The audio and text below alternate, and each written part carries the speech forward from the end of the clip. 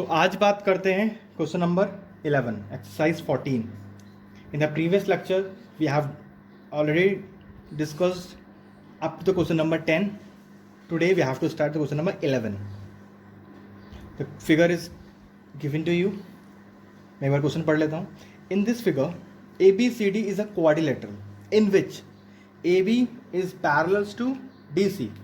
Means this line AB is parallel to DC and AD is parallel to BC. We have to prove that ADC this angle equals to ABC. We have to prove कि this angle equals to this one. हमें इन दोनों angles को आपस में equal prove करना है. तो first of all I am going to write the given values that you know कि फर्स्ट हम गिवन वैल्यूज लिखते हैं. गिवन है हमारे पास AB पैरेलल्स टू DC और दूसरा है AD parallels to BC. Two things are given. To prove what we have to prove angle.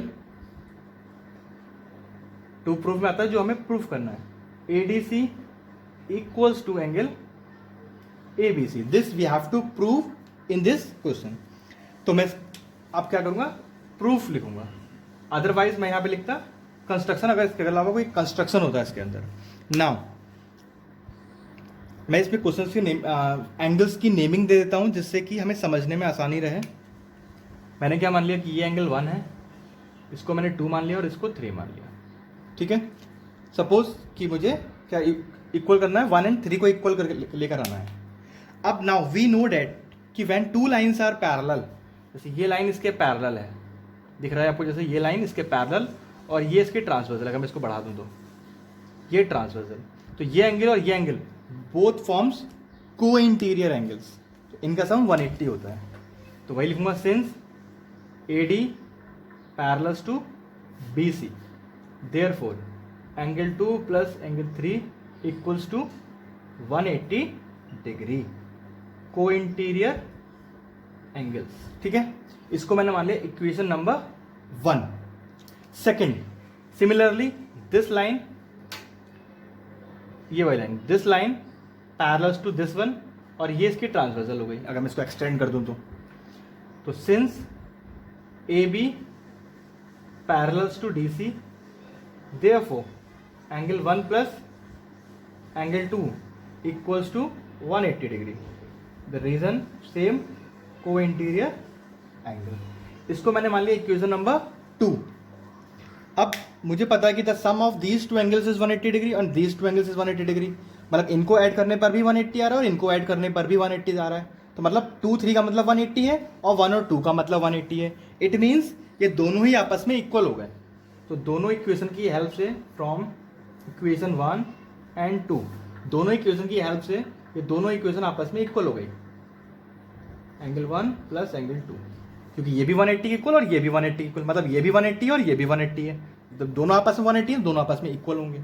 अब दोनों तरफ देखिए एंगल 2 कॉमन आ रहा है, ये हमने काट दिया. हमारे पास क्या बचा, angle 3 equals to angle 1.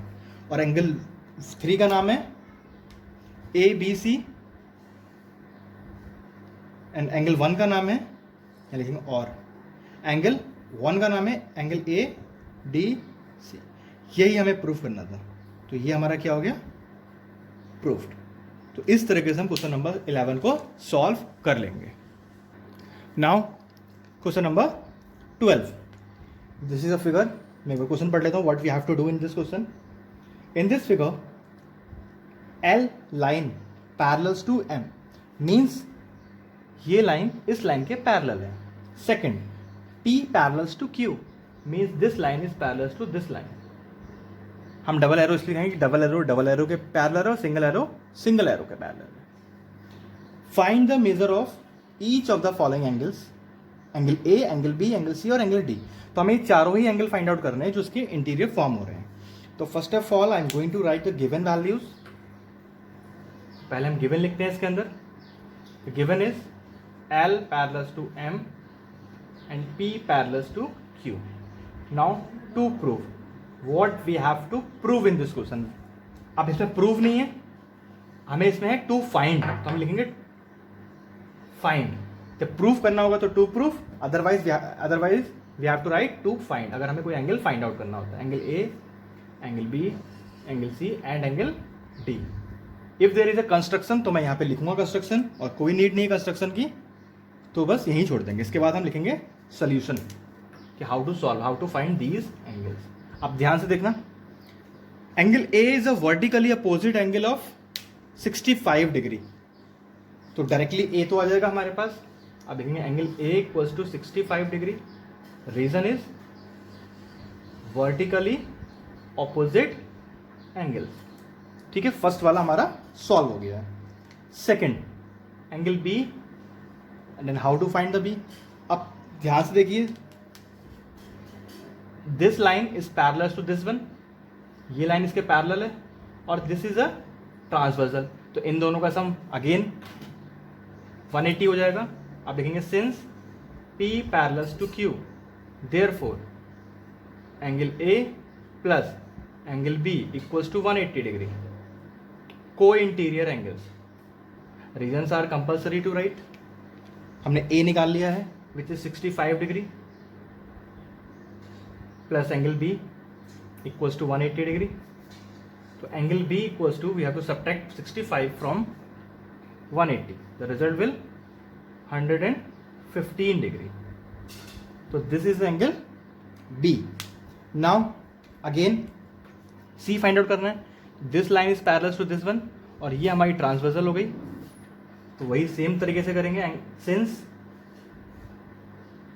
L parallel to M, therefore angle B plus angle C equals to 180 degree, the same reason is to be there, co-interior angles. Angle B is 115 degree plus angle C equals to 180 degree, we have to subtract 115 from 180, the result will 65 degree, तो ये हमारा C आ गया। Similarly we have to find D। अब ध्यान से देखिए, ये दोनों जो एंगल हैं को इंटीरियर है, ये भी को इंटीरियर है, चाहे तो इससे निकाल लें या फिर इधर से निकाल लेंगे, तो सेम इसी के थ्रू हमारे पास क्या आ जाएगा, इन दोनों का सम भी 180 आ जाएगा। सी डी ले लें या फिर ए और डी, मैंने बी सी लिया था, ऐसे में ए डी ले लूँगा इसी सेम रीजन से। Therefore angle A plus angle D equals to 180 degree, same reason, A 65 degree plus angle D equals to 180 degree. If I am going to subtract 65 from 180, the result will 115 degree. So this we have to solve the question number 12. Now question number 13. The figure is given to you. मैं question read कर लेता हूँ. What we have to do in the question number 13. AB is parallel to DC. This line is parallel to this one, and AD is parallel to BC. BAC is 35 degree and CAD is 40 degree. This angle X and this one is Y. We have to find X and Y. तो हमें X और Y find out करना है, तो बहुत easy question है। तो first of all I am going to write all the given values, उसके बाद में सॉल्व करेंगे। कैसे होगा ये? The given is AB parallel to DC and AD parallel to BC, and angle BAC equals to 35 degree, angle CAD equals to 40 degree. Now we have to write the what we have to given. ये हो गया. Now we to find what we have to find in this question. We have to find X and angle Y. Now solution. Then how to solve this? Look here. We have to find X. This line is parallel to this one. तो देखो अब ध्यान से Z formation हो रहा है, Z बन रहा है. तो since AD is parallel to BC, therefore X equals to 40 degree. The reason alternate interior angles. Similarly ये वाला भी आ जाएगा हमारे पास Y भी, ये लाइन इसके पैरेलल है, ये Z बन रहा है. ठीक है. Since AB parallel to DC, therefore Y equals to 35 degree. the same reason has to be there, alternate interior angles. So this question has to be completed. Now question number 14. The figure is given to you. In this, AB is parallel to CD. CA produced to E, and this angle is to be 125 degree. This is X, this is Z, this is Y, and this is an X. So we have to find X, Y, Z. तो कैसे find out करना है? First of all I am going to write the given values here. हमें क्या given है? AB is parallel to CD and angle BAE equals to 125 degree. What we have to find in this question, we have to write in two proof to find. This is X, Y and Z. So we have to find these three angles. Solution. अब look here, this line forms a straight line or these two are linear pair. So we can find X very simple by the property of linear pair. तो लिखेंगे हम since EAC is a line, therefore angle BAE plus X equals to 180 degree. The reason is LP means linear pair. मैंने short form में दिया linear pair को LP. Now BAE is given to you, that is 125 degree plus X equals to 180 degree. We have to subtract 125 from 180. The result will 55 degree. X आ गया हमारे पास. Now we have to find the Y or Z. Just look here. These two lines are parallel to each other. तो these two lines are parallel. This is a transversal. तो ये दो co-interior form हो रहे हैं. लिखेंगे since AB is parallel to CD, therefore X plus Z equals to 180 degree. The reason is co-interior angles. The X is 55 degree plus Z equals to 180 degree. Therefore Z equals to 125 degree. Similarly we have to find the Y. इसको अगर मैं extend कर दूं तो these two lines are parallel to each other and this one is transversal. तो ये 55 है तो ये भी 125 देगी. सिमिलरली इसकी तरह. तो हम सिमिलरली वर्ड तब यूज करते हैं जब हम सेम प्रोसीजर करना होता है. तो similarly y equals to 125 degree. तो सेम मेथड से हमारा y भी आ जाएगा. इन दोनों का सम 180 आ जाएगा और उसकी हेल्प से हम y को फाइंड आउट कर लेंगे. तो this is a question number 14. Question number 15 part A. There are 3 parts in the question number 15. First part में करा रहा हूँ. In this question 2 lines are pair of lines and 3 is a transversal to be there.